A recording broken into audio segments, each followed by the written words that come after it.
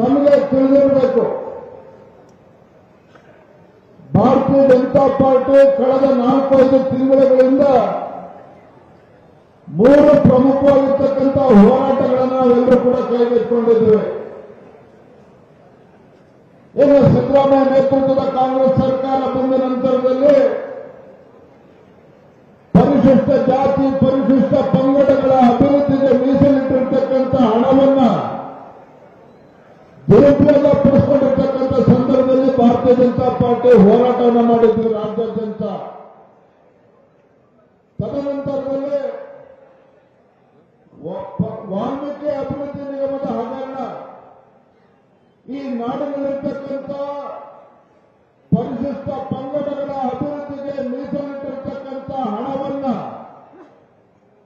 ಕಾಂಗ್ರೆಸ್ ಸರ್ಕಾರದಲ್ಲಿರ್ತಕ್ಕಂಥ ಒಬ್ಬ ಮಂತ್ರಿಯ ಒಂದು ನೇತೃತ್ವ ವಹಿಸಿ ಹಣವನ್ನು ದೋಚಿ ಯಾವ ಪರಿಶಿಷ್ಟ ಪಂಗಡದ ಅಭಿವೃದ್ಧಿಗೆ ಮೀಸಲಿಟ್ಟಿರ್ತಕ್ಕಂಥ ಹಣವನ್ನು ಲೂಟಿ ಮಾಡಿದಂತ ಆ ಸಚಿವ ಅವನು ರಾಜೀನಾಮೆ ಕೊಡಲೇಬೇಕು.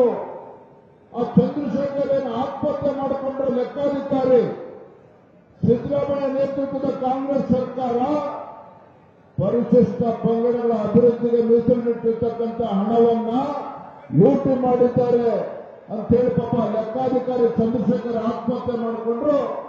ಅವತ್ತು ಕೂಡ ಭಾರತೀಯ ಜನತಾ ಪಾರ್ಟಿ ಹೋರಾಟವನ್ನು ಮಾಡಿತು. ಏನ್ ಹೇಳಿದ್ರು ರಾಜ್ಯದ ಮುಖ್ಯಮಂತ್ರಿಗಳು? ಯಾವುದೇ ಅವ್ಯವಹಾರ ಆಗಿಲ್ಲ, ಪರಿಶಿಷ್ಟ ಪಂಗಡದ ಅಭಿವೃದ್ಧಿಗೆ ಮೀಸಲಿಟ್ಟಿರ್ತಕ್ಕಂಥ ಹಣವನ್ನು ಲೂಟಿ ಮಾಡಿಲ್ಲ ಕಾಂಗ್ರೆಸ್ ಸರ್ಕಾರ ಅಂತೇಳಿ ಸಿದ್ದರಾಮಯ್ಯವರು ಬಬ್ಬೆ ಹೊಡಿತಾ ಇದ್ರು. ಯಾವಾಗ ಭಾರತೀಯ ಜನತಾ ಪಾರ್ಟಿನ ಹೋರಾಟವನ್ನ ರಾಜ್ಯಾದ್ಯಂತ ಹೋರಾಟವನ್ನ ಕೈಗೆತ್ತಿಕೊಂಡು ಸ್ವತಃ ಈ ರಾಜ್ಯದ ಮುಖ್ಯಮಂತ್ರಿಗಳು ಸದನದಲ್ಲಿ ಒಪ್ಪಿಕೊಂಡ್ರು. ಏನ್ ಹೇಳಿದ್ರು ಸಿದ್ದರಾಮಯ್ಯನವರು? ಹೌದು, ವಾಲ್ಮೀಕಿ ಅಭಿವೃದ್ಧಿ ನಿಗಮದಲ್ಲಿ ಹಗರಣ ನಡೆದಿದೆ, 97 ಕೋಟಿ ರೂಪಾಯಿ ಹಗರಣ ನಡೆದಿದೆ, 187 ಕೋಟಿ ಅಲ್ಲ ಅಂತೇಳಿ ಈ ರಾಜ್ಯದ ಮುಖ್ಯಮಂತ್ರಿಗಳೇ ಹಗರಣ ಆಗಿರ್ತಕ್ಕಂಥದ್ದನ್ನು ಒಪ್ಪಿಕೊಂಡ್ರು. ಆ ಸಚಿವರು ರಾಜೀನಾಮೆ ಕೊಟ್ಟು ಜೈಲಿಗೆ ಹೋಗ್ತಕ್ಕಂಥ ಪರಿಸ್ಥಿತಿ ಬಂತು. ಇದು ಭಾರತೀಯ ಜನತಾ ಪಾರ್ಟಿ ಹೋರಾಟವನ್ನು ಕೈಗೆತ್ತಿಕೊಂಡು ಅದರ ಪರಿಣಾಮ ಇವತ್ತು 1 ರೂಪಾಯಿನ ವಾಪಸ್ ತರ್ತಕ್ಕಂಥ ಕೆಲಸ ಮಾಡ್ತಾ ಇದ್ದಾರೆ ಕಾಂಗ್ರೆಸ್ ಸರ್ಕಾರ ಸಿದ್ದರಾಮಯ್ಯವರು. ಮೈಸೂರಿನ ಮೂಡ ಹಗರಣ,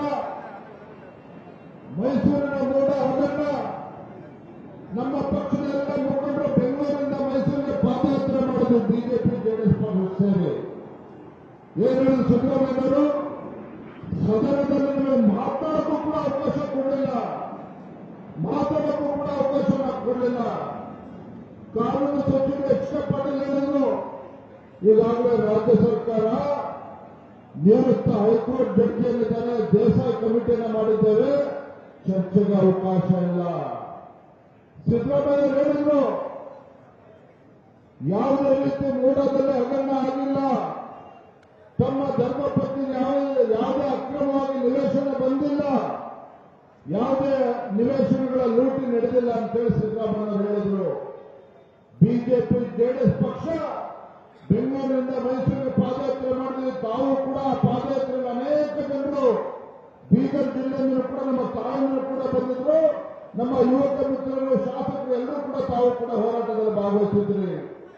ನಮ್ಮ ಹೋರಾಟದ ಪರಿಣಾಮ ಮೂಡ ಹಗರಣದಲ್ಲಿ ಬೆಂಗಳೂರಿನಿಂದ ಮೈಸೂರಿಗೆ ಹೋರಾಟವನ್ನು ಕೈಗೆತ್ತಿಕೊಂಡ್ವಿ. ಮುಖ್ಯಮಂತ್ರಿಗೆ ಗಾಬರಿ ಆಯಿತು, ಮುಖ್ಯಮಂತ್ರಿಗಳಿಗೆ ಭಯ ಶುರುವಾಯಿತು.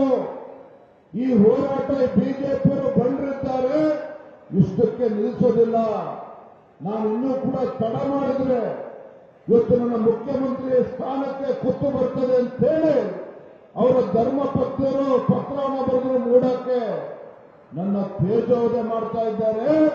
ಹಾಗಾಗಿ 14 ಸೈಟ್ಗಳನ್ನ ವಾಪಸ್ ಕೊಡ್ತೇನೆ ಮೂಡಕ್ಕೆ ಅಂತೇಳಿ ಮುಖ್ಯಮಂತ್ರಿ ಧರ್ಮಪತ್ನಿ ಬರೆದ್ರು. ಯಾವ ಸಿದ್ದರಾಮಯ್ಯನವರು ಯಾತಕ್ಕೋಸ್ಕರ ನನ್ನ ಸೈಟನ್ನು ವಾಪಸ್ ಕೊಡಬೇಕು? ನನ್ನ ಸೈಟ್ ನನ್ನ ಧರ್ಮಪತ್ನಿಗೆ ಬಂದಿರತಕ್ಕಂಥ ಸೈಟು, ತನ್ನ ಧರ್ಮಪತ್ನಿಗೆ ಬಂದಿರತಕ್ಕಂಥ ನಿವೇಶನ ಅದು ವಾಪಸ್ ಕೊಡಬೇಕು ಅಂತ ಹೇಳಿದ್ರೆ 52 ಕೋಟಿ ಪರಿಹಾರ ಕೊಡಲಿ, ವಾಪಸ್ ಕೊಡ್ತೇನೆ ಅಂತೇಳಿ ಒಬ್ಬರು ಮುಖ್ಯಮಂತ್ರಿಗಳು ಹೇಳ್ತಾರೆ. ಆಗ ತಮಗೆ ಗೊತ್ತಿರುವ ಕಾರ್ಯಕರ್ತ ಬಂಧುಗಳೇ, ರೈತ ಬಾಂಧವರೇ, ನಮ್ಮ ಹೋರಾಟದ ಪರಿಣಾಮವಾಗಿ, ಭಾರತೀಯ ಜನತಾ ಪಾರ್ಟಿಯ ಹೋರಾಟದ ಪರಿಣಾಮವಾಗಿ ₹1 ಕೂಡ ಇವತ್ತು ಏನು ವಾಪಸ್ ಪಡೆದರೆ 14 ನಿವೇಶನಗಳು ಮುಖ್ಯಮಂತ್ರಿಗಳ ಧರ್ಮಪತ್ನಿಗೆ ಬಂದಿತ್ತು.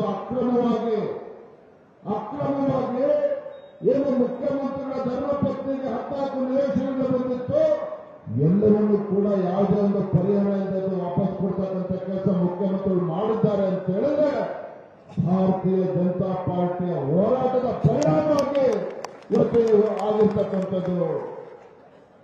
ಹಾಗಾಗಿ ಭಾರತೀಯ ಜನತಾ ಪಾರ್ಟಿ, ಈ ಭ್ರಷ್ಟ ಕಾಂಗ್ರೆಸ್ ಸರ್ಕಾರ ಇವತ್ತು ರೈತರ ವಿರೋಧಿ ಸರ್ಕಾರದ ವಿರುದ್ಧ ನಿರಂತರವಾಗಿ ನಾವು ಹೋರಾಟವನ್ನು ಮಾಡ್ಕೊಂಡು ಬಂದಿದ್ದೇವೆ.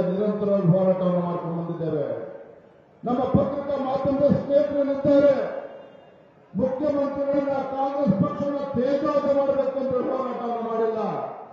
ಭಾರತೀಯ ಜನತಾ ಪಾರ್ಟಿ ತೆಗೆದುಕೊಂಡಿರ್ತಕ್ಕಂಥ ಪ್ರತಿಯೊಂದು ಹೋರಾಟ ಇವತ್ತು ನ್ಯಾಯ ಕೊಡ್ತಕ್ಕಂಥ ಕೆಲಸವನ್ನು ಮಾಡಿದ್ದೇವೆ.